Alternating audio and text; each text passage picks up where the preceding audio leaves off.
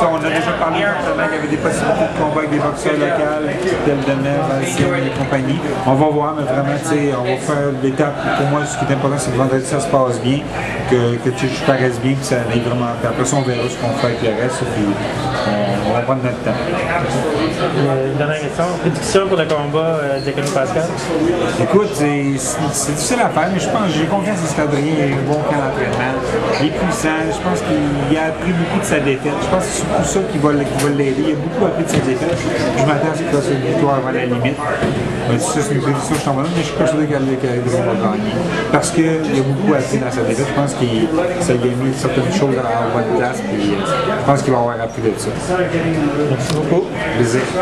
Ben, de ton opinion, par exemple, une chose, il a acquis de l'expérience, mais pour la première fois de son carrière, il se faisait faire mal vraiment par un autre. Tu as peut-être vécu ça pour le passé quand tu réaffrontes le même gars qui t'a déjà fait mal. Est-ce qu'il y a une hésitation qui peut se créer à ce moment-là?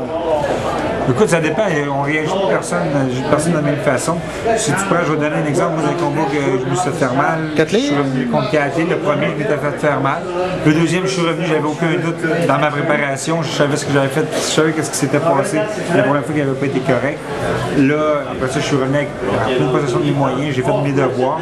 Et j'imagine qu'Adrien a fait les mêmes. Mais tu sais, mentalement, il n'y a pas un boxeur qui est fait pareil. Et ça, on va voir si Adrien est vraiment solide. Oui, c'est ça. Parce que c'est lui qui donnait une guerre à ses adversaires. Là, pour la première fois, il était vraiment lui-même dans une guerre. Challenger, là, je pense que, comme j'ai dit, il a appris de ses erreurs, il a appris de ce combat-là. Je pense qu'il va être un meilleur boxeur vendredi prochain. Souvent, tu as eu des problèmes avec tes mains. Maintenant, avec le long repos que tu as eu, est-ce qu'ils tiennent la route? Les mains vont bien. J'ai pas eu de problème durant mes entraînements de sparring, pas de problème non plus à faire de la mitaine, le sac, tout va bien pour moi. Je veux dire, honnêtement, je suis en bonne forme. J'ai bien hâte pour ce vendredi. On te souhaite bonne chance pour ton retour. Merci. My first question is going to be very simple, and I'll even ask it in French. Pourquoi? Why the comeback? Because, je vais te répondre en français. Ben, allez, sortez mon anglais. Ouais, c'est juste que c'est parce que j'ai envie de reboxer. C'est l'adrénaline que le ring peut m'apporter m'a manqué beaucoup. Et à force de m'entraîner, je me suis dit pourquoi je ne remonte pas sur le ring. Je me sens bien, je me sens en forme. Tout ça me manque la foule, le spectacle, de faire un bon show. Tout ça fait que j'ai envie de boxer. Ta femme, elle? Es-tu derrière Escalandos? Qu'est-ce que tu fais? Je t'avoue qu'au début, plus ou moins, mais tu sais, elle a vu que mon sérieux à m'entraîner, puis à voir vraiment que je veux le faire, puis vraiment là, elle a embarqué derrière moi, là, 100%, si tu l'appelles aujourd'hui, elle va dire oui, 100% derrière moi. All right. What's your ultimate goal here in the comeback? Ton objectif? Ouais, ton objectif. Pour le moment, c'est vraiment de faire une belle performance vendredi, de bien gérer la pression que je vais avoir de remonter sur le ring devant une foule. Par la suite, on va voir, on parle beaucoup de combats à saveur locale peut-être. On va voir ce que ça va m'apporter, mais je vise vraiment de bien faire vendredi. Après ça, on va voir ce qu'on va avec ça. Je sais que tu as le goût de boxer, il n'y a aucune partie de ton retour que ça peut être pour essayer de combler les. Parce que Lucien, au niveau qu'il est rendu, il ne se battrait plus aussi souvent.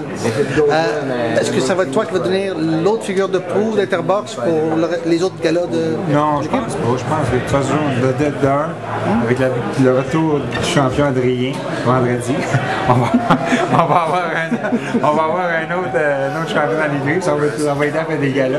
Mais plus sérieusement que ça, non, c'est pas vraiment, c'est vraiment pour moi. Parce que tu sais, peut-être que vendredi, après que je vais l'avoir fait, peut-être que je vais me dire, ok, je l'ai fait, puis ça me tente. C'est plus pour moi, peut-être que je vais me dire, non, que je continue, mais tu sais, parce que j'ai pas de plan à long terme. On envisage certaines choses, mais vraiment, comme j'ai dit tantôt, c'est vraiment de voir ce qui va se passer vendredi. Puis après ça, on va s'asseoir, on va dire, bon, on continue ou on continue pas.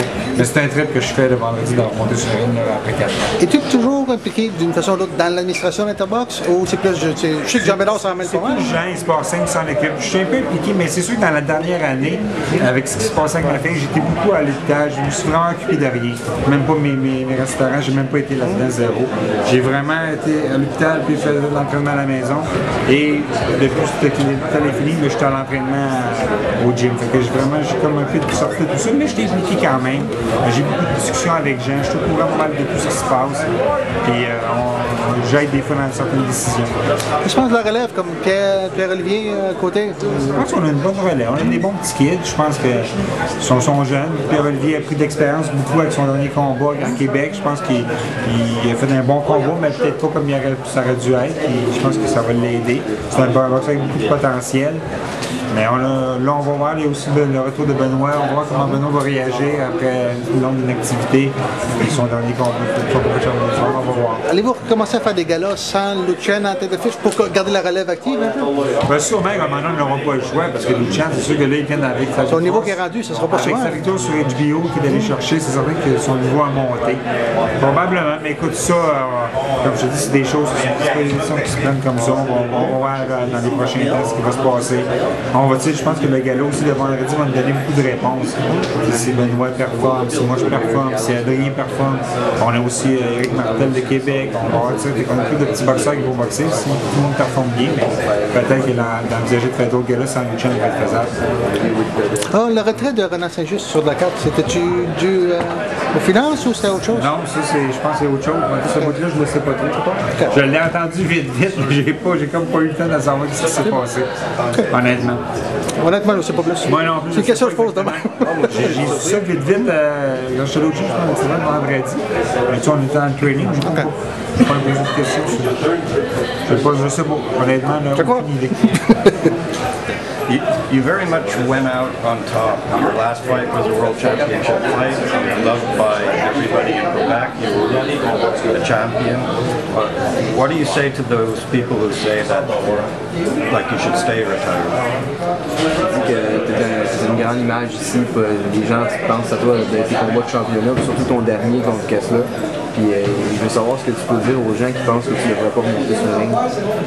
Ben, je lui dirais que... Mêlez-vous de vos affaires?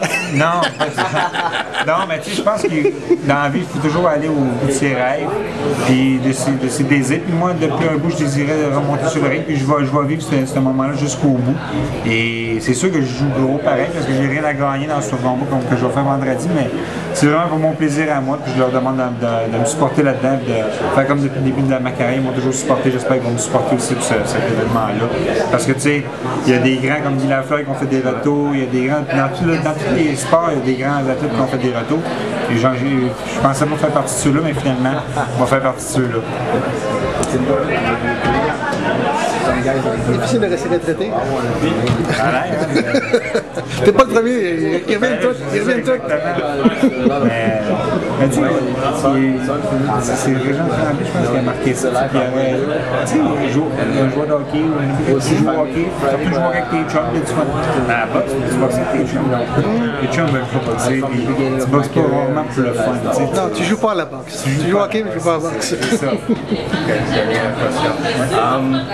If you don't have the performance you expect out of yourself Friday, if it doesn't go everything your way, do you think that may be it? Are